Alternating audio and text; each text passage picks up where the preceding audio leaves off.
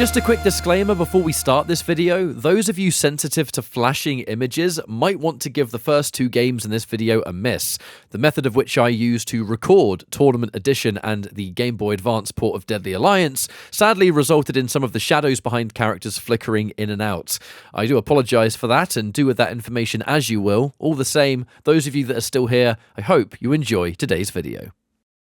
I have spent my fair share of time on this channel talking badly of some of the portable Mortal Kombat games, especially the really early ones, and I feel like there's been a good reason for that. Making a lot of handheld games that barely represent the original product is something that I was never a huge fan of. Now, there has been Mortal Kombat games in the past that, given the limitations of the handheld systems, they've been able to do a good job. Mortal Kombat 2 on Game Boy comes to mind almost instantly for that.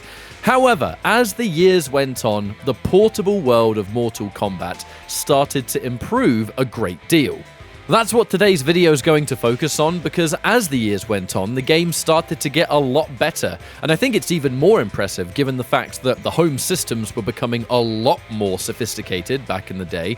The portable games became a lot more demanding, and the fact that some of these games were able to even exist as they were is incredibly impressive stuff. Now sit back, enjoy, and let's talk about some slightly more modern portable Mortal Kombat. So, starting off, in the early 2000s, we saw the very first console-exclusive Mortal Kombat in Deadly Alliance. Most people remember Deadly Alliance because it came out on the GameCube, the PlayStation 2, the original Xbox. However, it also received a port for the Game Boy Advance.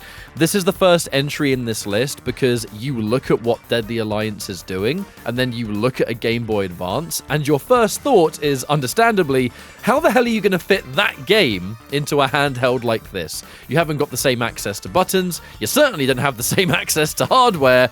However, the team that put this together still managed to put something, in a sense, that works better than you'd expect. Now, Deadly Alliance on the Game Boy Advance doesn't have the same features. It doesn't have the extensive crypt, it doesn't have all the bonus materials. I mean, come on, it's a Game Boy Advance, it's not going to have all those things. However, what we do have is still a pretty decently sized roster, pretty impressive visuals, and to be honest, seeing as it was a 3D fighting game, they managed to make it still feel like Deadly Alliance on the go, which is in itself the most impressive accomplishment they were able to do. I think we definitely have to talk about the visuals first, though. It kind of feels like one of those instances where it's not fully 3D, it's sprite-based that they were able to use 3D graphics to accomplish. I mean, look at how a game like Killer Instinct, for example, was able to simulate a 3D experience while still being very much a 2D game. You take the 3D models, you get animations from those, you turn them into sprites, and you end up with something that looks 3D, but it isn't. This is something that many fighting games have been able to accomplish in the past, and getting that on the Game Boy Advance version of Deadly Alliance is, as I said, a pretty impressive accomplishment. I mean, look, I'm no tech guy, I don't know exactly how this game was put together, and it's actually kind of hard to research online, but at the end of the day, you've taken a game that has a lot of stuff going on, and you've put it on a much weaker system. So getting the game to even feel like Deadly Alliance is, I think, something to be celebrated. However, let's talk about the gameplay. Basically, it's a chopped down version of Deadly Alliance. Characters still have their two fighting styles. You can swap between them with your L button, and you're not going to have access to the entire move list like you would in the original game. The Game Boy Advance has less buttons to play with, which means that many of the different attacks are tied to various directions, whether it's up, down, back, forward, and, of course, one of your two attack buttons. Weapons do exist in the game. They are, however, tied to special move inputs, where essentially doing an input for a regular special actually becomes a weapon move to kind of extend the character's move list without giving them three styles to play with. The combat definitely doesn't feel identical to the original. That's just a fair few different things that are at play. I mean, you're not going to have these extended juggles. You're not going to have these massive combos. The elongated style branches that you can do in Deadly Alliance and Deception had that as well. You're not going to have the same access to that stuff. Characters have less combo strings as well. It's a lot more of a individual hit game that some combos do exist, but it's mostly launching the opponent, hitting them a couple of times, and then knocking them to the floor, repeating your offense as the opponent stands back up. It does still feel like a 3D fighting game experience. It just doesn't have the strategic depth that the original 3D games have access to. That's not to say I didn't find a way to break it straight away. I found what could be a infinite with Frost, seeing as you can just slide the opponent over and over and over again until they either hit the ground or you mess up the combo, which is definitely a possibility in this game. The controls are as smooth as they can be with an experience like this. It's definitely not perfect, but it's like I said just now, the fact that it doesn't really feel like the true original Deadly Alliance is one of those things where a move might not come out when you want it to, it might feel a little bit stiff or clunky. I definitely think that is just the fact that it's on a much weaker system. It works well enough for something that is even able to run on the Game Boy Advance in the first place. Now, when it comes to the extra content, there is still a decent amount here. The arcade mode is self-explanatory. You have to fight the Deadly Alliance at the end in somewhat of an endurance. You have to fight Shang and Quan back-to-back in various orders, keeping the same life bar that you had in the first fight near the end of the game. The endings and the character bios, they are, in my opinion, quite well done. It's definitely image-based, and you're not going to have all these crazy videos, and there's not going to be loads of voices at play, but it presents itself well enough to still give you that Deadly Alliance feel. The character endings are what they should be. They're written out well, and the images that play are chopped down versions of the original console games. So from this department, I think it's totally fine. It isn't just the arcade mode, you have a survival mode, which is a single round focused one opponent after the other kind of deal, and this is a great mode for farming coins. Coins are going to be very important in this version of the game, because the game does actually still have access to the crypt. On the Game Boy Advance version of the crypt, however, it is entirely based around unlocking stages and lots of different character skins. There isn't much else, but it's all about just getting extra stuff for your characters. So again, for a chopped down version of Deadly Alliance, the fact we even have the crypt is a nice touch. The final mode, and something I cannot demonstrate, is the Versus that requires a link cable. Back in the day, you'd have to connect various portable systems together using a cable. Loads of people that grew up playing Pokemon will know all about this, and it was exactly the same thing here. However, I can't demonstrate it, as I'm sure you'll expect. There is a Test Your Might and a Test Your Sight. Both of these minigames are in the original Deadly Alliance, and they function basically the same way. Test Your Might is about mashing the button and filling up the meter enough to smash whatever's in front of you. And Test Your Sight, I gotta say, I find it much harder in this version than the original. Something about looking at a image sliding around very fast. I don't know, maybe it's because I'm old and I've got bad eyesight, but I find the Test Your Sight more difficult on Game Boy Advance. But truthfully, there isn't a massive amount of depth to dive into. I just think that the fact that this game existed in the first place is something that is impressive. I mean, there's no other word to use. You've got this 3D Mortal Kombat game on the original systems. It's on Game Boy Advance, and it actually still feels like a miniature version of Deadly Alliance.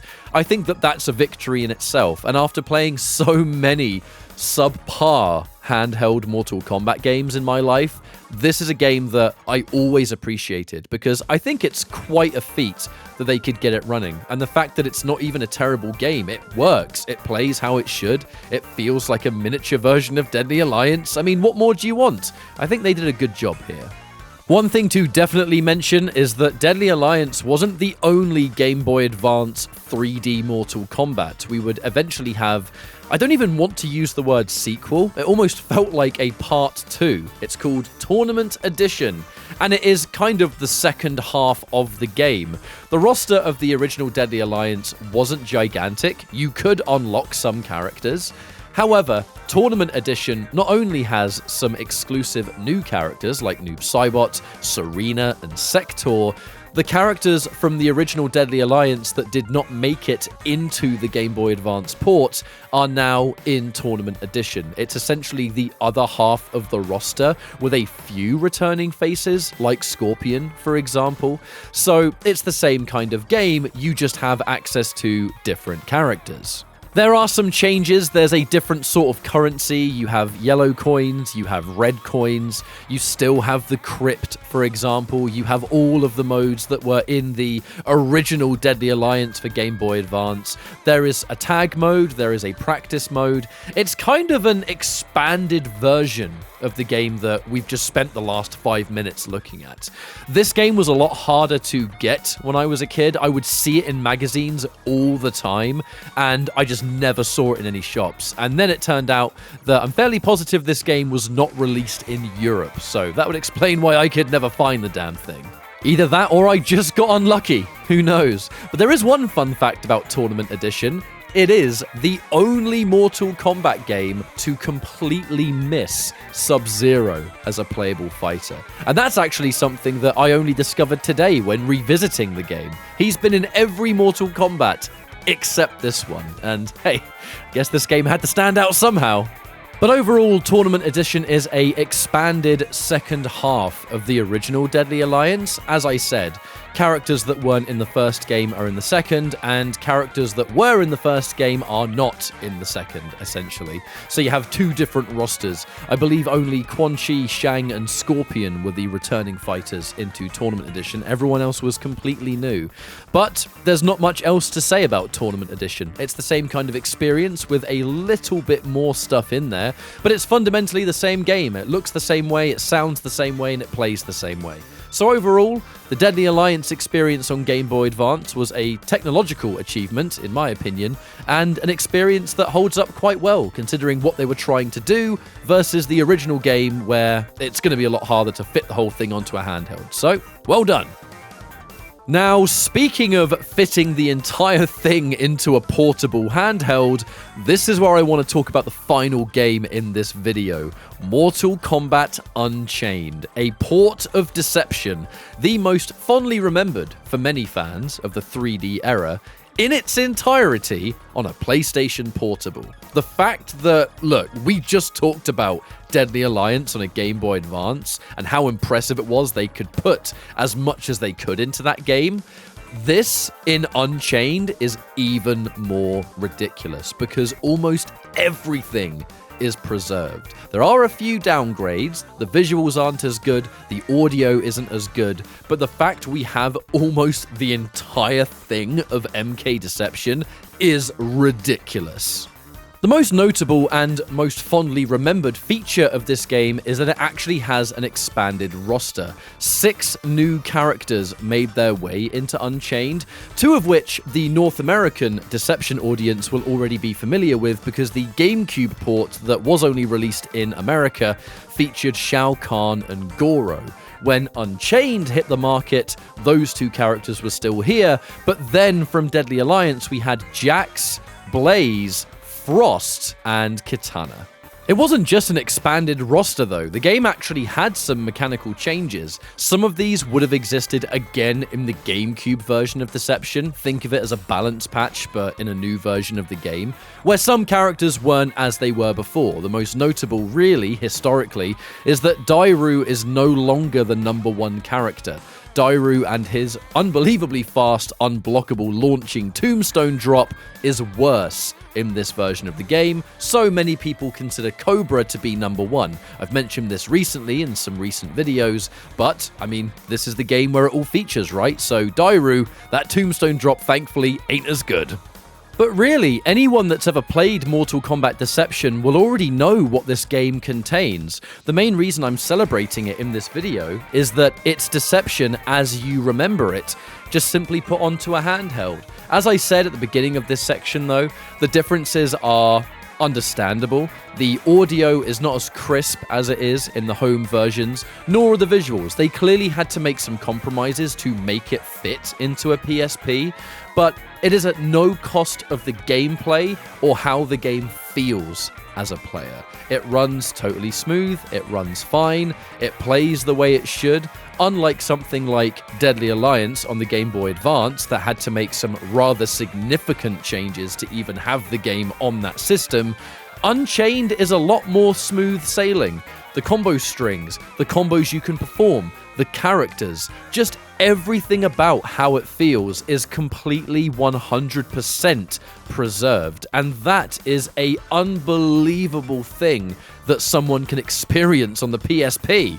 You have your standard arcade mode, which presentation-wise is more similar to Armageddon. It's almost the exact same kind of experience with Onaga standing behind the tower instead of Blaze. After the arcade is completed, you have access to the chess combat, which includes the new fighters, so you can use all of the new characters in that mode as well. Puzzle combat makes its return once again, and as always, it's a fun little extra mode with a bit of a Mortal Kombat twist. Always love that. And you even have the Conquest mode, which is one of the more fondly remembered single-player modes, and again, it returns in Unchained, including the ability to run around and punch whoever you want. You need to respect your elders.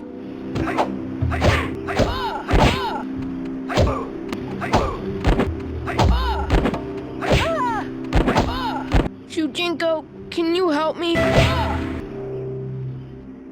You shall not pass. Overall, Mortal Kombat Unchained is a celebration of portable Mortal Kombat. The 3D era may not be everybody's cup of tea, but there is a soft spot within these games that many Mortal Kombat fans hold, and the fact that we have a 3D Mortal Kombat experience on a handheld like the PSP, and almost the entire game of Deception is preserved, and not only preserved, expanded upon, is something that I personally am a massive fan of. To go back to the Deadly Alliance on Game Boy Advance, where I said that I've played a lot of bad handheld Mortal Kombat games, going in so many years later to experience something like this is a night and day difference, and something that I personally really love. Now, I know that I missed one final handheld Mortal Kombat. Trust me, that's a story for another time, and I have plenty to say about Mortal Kombat 9 on the PlayStation Vita. However, I appreciate you for watching this video, and if you stuck around until the very end, thank you so much. Cheers for watching, everyone. Stick around for more MK content to come, as always, and I will see you next time. Take care.